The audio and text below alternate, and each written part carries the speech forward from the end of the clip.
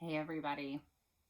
Having my morning coffee and thinking to myself, I can't believe that we are almost 2 weeks away from being done with the series.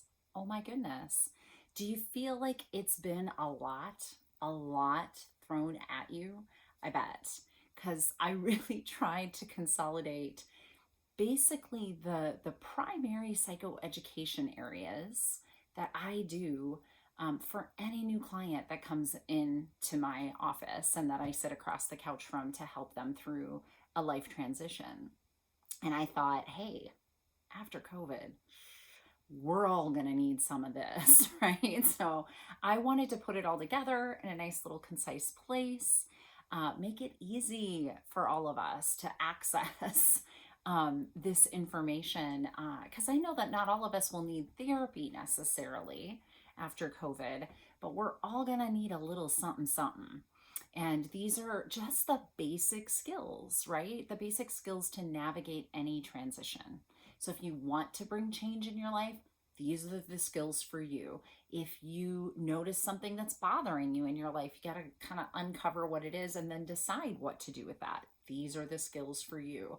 If you have some life event thrust on you that you don't want anything to do with, but you're not going to get a choice, these are the skills for you. So they're very versatile. They're very versatile underpinnings to creating a change in your life, no matter what the reason is that you want to do that or feel like you have to do that, right?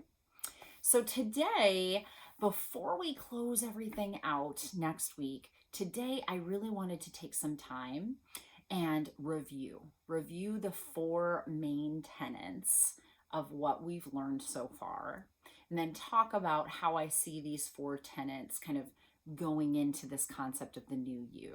All right? Better put my coffee cup down. We all know that I like to use my hands, right? So I'm thinking to myself the other day, if I were to tell somebody kind of like in the my elevator story of what this personal development course is, how would I put that together in a real brief way, because it's a whole hot 5 months long of stuff. So I was thinking about it, and I have said something to this effect in the last couple of weeks. But really, what we're getting at here is creating self awareness from a self compassionate standpoint. So, this empathetic, very caring way of staying aware and staying non judgmentally curious in our life. That is the first and second major tenets of this. And we do spend, all of those 8 weeks really sitting in that, because without self compassionate self awareness, none of the rest of the stuff happens. It's why I actually start there. There are certainly concepts that we've learned in self care that would have been really useful to know right up front, right? And that's why I always had the nod to self care at the beginning of each of the sequences, even before we got to that fourth month of selfish is the new selfless, right? So I know how important self care is, but I also know that if what you're looking for is a transition in life or a way to pivot out of either things you are choosing to pivot out of, or things that have been thrust upon you and you feel like you are forced to pivot out of them, something like COVID. But this could be lots of things. It could be job changes, it could be relationship breakups, it could be divorces, kids moving out when they age out of your house, so to speak. Any of those kinds of experiences too, these skills are good for. But without self-awareness, nothing really can happen.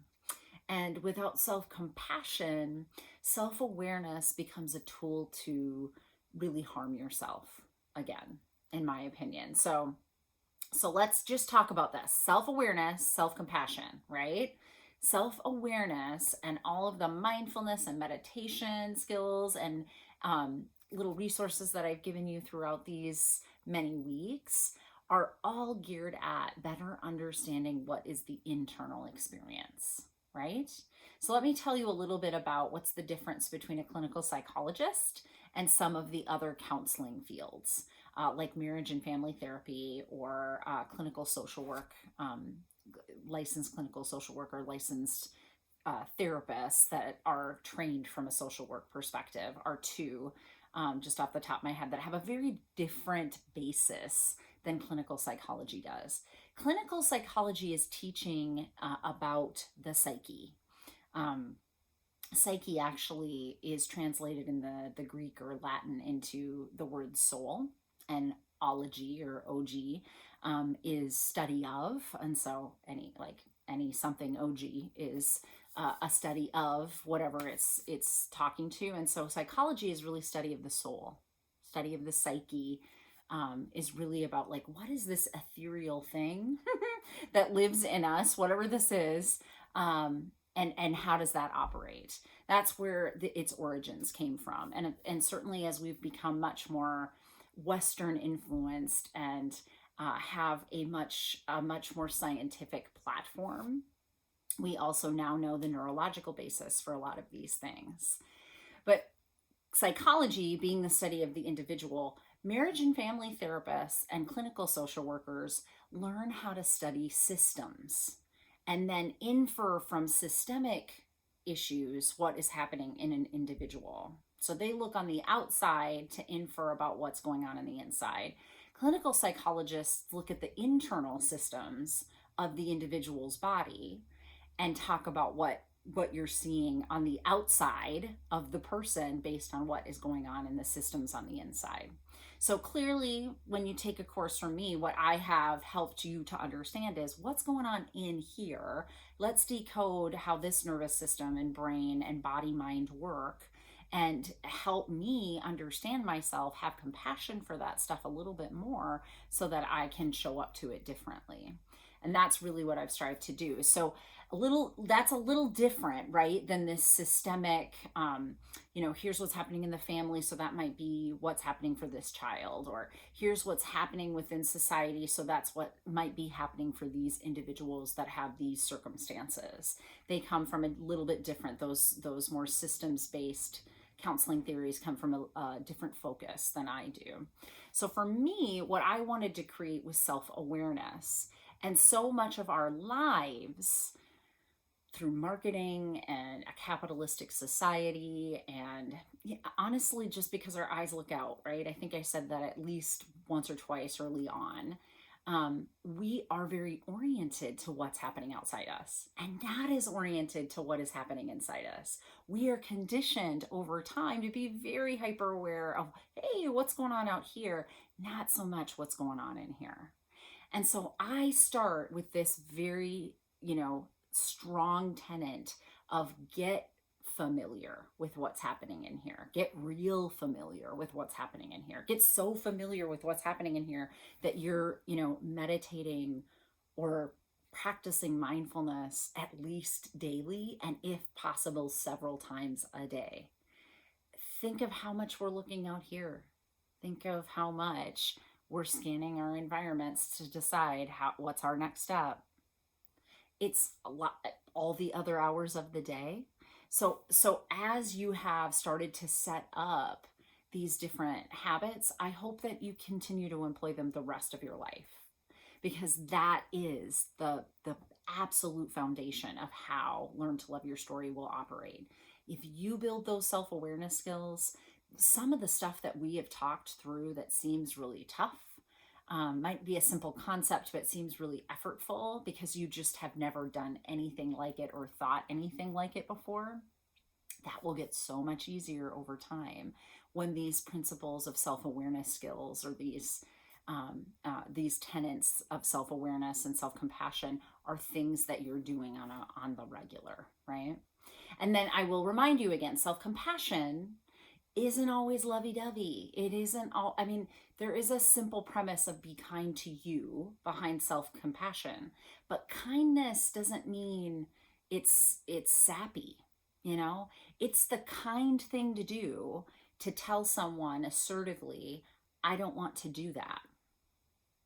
It's the kind thing to do to tell someone you're crossing a boundary, I'm not okay with that. It is not an easy thing to hear. It's not lovey-dovey. It's not sappy. There's none of that, right? So if that kindness can be an other compassion, it can also be a self-compassion tool.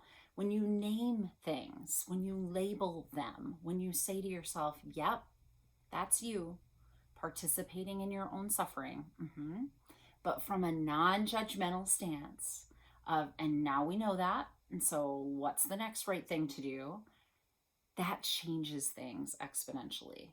Self-awareness without that self-compassion becomes just reharming yourself. It's hard enough that you participated in your own suffering without knowing about it. Now you're doing it and you're knowing about it. That's super tough. It's like getting out the whip, double time, and really just harming yourself, kind of beating yourself up because you're not really happy with what you're seeing. Right.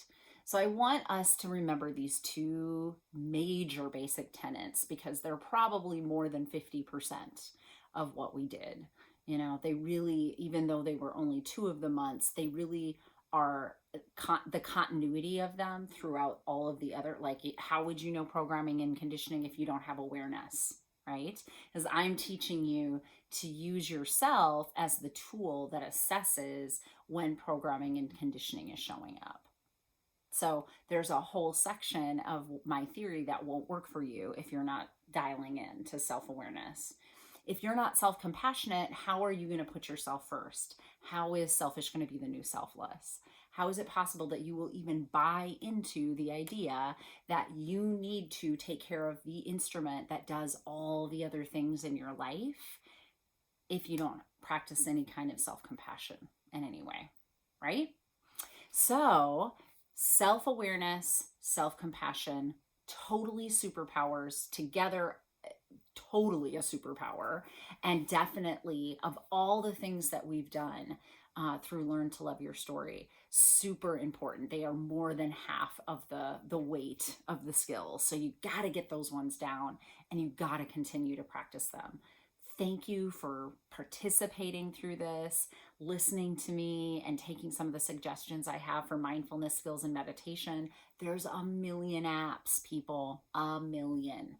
I don't get any affiliation for any of them, but there's Insight Timer that's for free. There are things like Calm and Headspace that I believe still have a free version with ads, or you can upgrade to the paid version. There's a ton of stuff on YouTube, which apparently I just learned is the second largest search engine on the internet, Google being the first. You can find stuff. Just employ it. Just keep setting that time aside on your schedule and building these self-awareness skills, because the more you know, right? The more you know at a subtle level and can catch, wow, the more that you can really do in your life to pivot, to transition, to change when you need to, right? So first was self-awareness, second was self-compassion. The third month was programming and conditioning. That's right. Bucking the system is super important. Super important. And honestly, just having some awareness that there are things that are self, like I'm just not aware that I'm doing this to myself. And there are things that I'm not aware of that were messages that I believe to just be the rules of life. And I've never even questioned it. I've never even considered there might be an alternative to it. Usually in adulthood, we start to kind of push back on the adolescence, and young adulthood especially is kind of full of pushing back on some of that. But there are some of these principles that were built so early on in our life. It's pre-verbal. It's ways our families were and our cultures were and our society is, that like it just gets embedded without even words. It's just behaviors. It's just routines and habits that we get super used to using, right? So I want you to think about, okay? I want you to think about always continuing to listen to the discomfort in yourself. That self-awareness is happening and you understand that discomfort is representative of something here is not matching. but you stay curious, non-judgmentally, think first, is programming and conditioning any part of this? And if it is, what is it? Can I extricate what the rule is and then sit with my discomfort? Or is there even any discomfort left after I extricate what the rule is? Right? Keep remembering that programming and conditioning is such a large part of why we struggle so much. You know, why is it that joy is so ethereal and hard to hold on to? Why is it that contentment is so ethereal and hard to hold on to for so many of us? Because the programming and conditioning of our world has aimed us at staying in discomfort, not because that's a good place for us to be, but it's a really great place to market to. And I want you to think about that this discomfort creates an uncertainty of whether or not we are good enough, we are smart enough, and if people, care about us enough, or if we're showing up and doing the best thing that we need to do and living our best life. If you keep people in that area of discomfort, if you keep people in that area of discomfort, they will always be trying to get to a place of comfort by pulling things in from the outside. It is the perfect way to market, the perfect way. So keeping people in discomfort through programming and conditioning means I'm going to have to buy that cream for my face. I'm going to have to dye my hair. I'm going to have to wear these kinds of clothes. I'm going to have this kind of job. I'm going to have to buy that kind of house. I'm going to have to drive this kind of car in order to get the discomfort to go away. And that is why so much of the time we're in discomfort, and so much of the time I want you to just start from the premise of I feel the discomfort. My self-awareness, self-compassionately has helped me to feel it. And now what do I do with that? Now what I want you to do with that is extricate. Is there programming and conditioning? Because if there isn't, maybe that the discomfort goes away altogether. If I'm in this area of discomfort for myself, and the area of discomfort is really about not feeling like I muster up to some sort of rule of where I need to be. I'm not driving the right car, for instance. I'm not buying the right house, for instance. If I get rid of the rule, suddenly I can be okay with my house and my car, right? Suddenly I can be okay with me and the choices that I've made, even if they don't fit this rule. If I say, hey, the rule doesn't serve me anymore, and I let that go. Now, it's not as easy as just letting go. I mean, come on now. I talked at length about things like the constructs of, beauty and youth, and, some of the isms that implicit bias really kind of focus in on. It isn't it's an effortful thing to say, I don't want to buy into that programming and conditioning anymore. It's an effort to say you don't want to buy into that programming and conditioning anymore, but it is important. It is important to do that for yourself.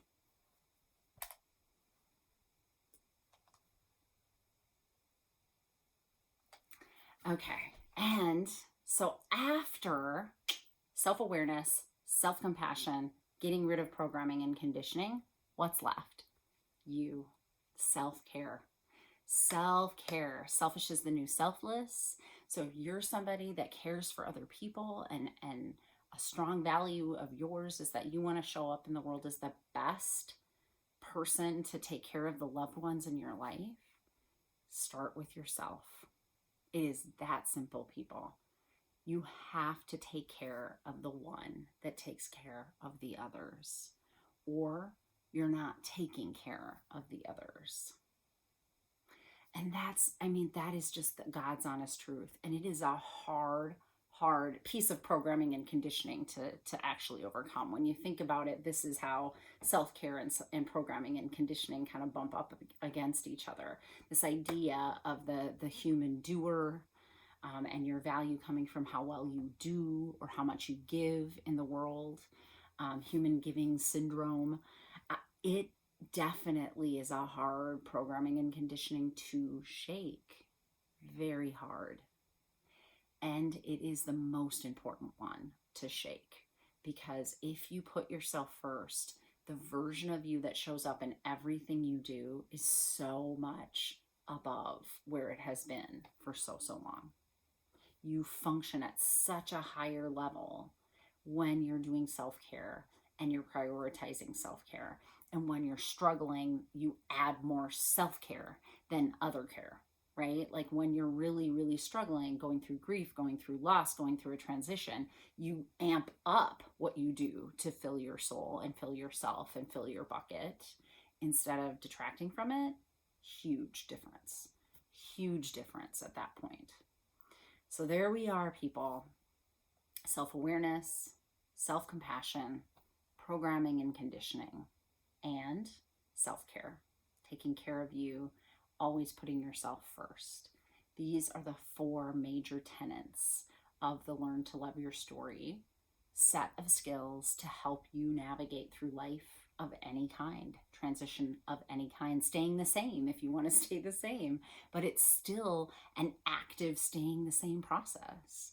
Learning to roll into your discomfort, learning to use your discomfort as your teacher instead of pushing it away, because discomfort is that space where we learn something here is not lining up, and I just want to take a look at it, non-judgmentally take a look at it. I don't need to change anything necessarily, but I need to see it, I need to understand it, I need to know it, and I need to take care of myself through it so that I can transition and pivot and I can love my life, my whole story, the whole way through, right? So there you are, there's your summary. And this is the worst elevator speech ever. I totally understand. I can't seem to concisely say these things in a short way, but I just want to make sure that we review. You have done so much in the last several weeks, so much to take care of yourself, to build new skill sets, and I hope that you take these with you into all of the next, seasons and phases in your life, and that they do good for you, that these skills, that these basic tools really help you grow in a way that's much more fluid and much quicker and much more beneficial to you as a human. All right, everybody, you have a great rest of your week.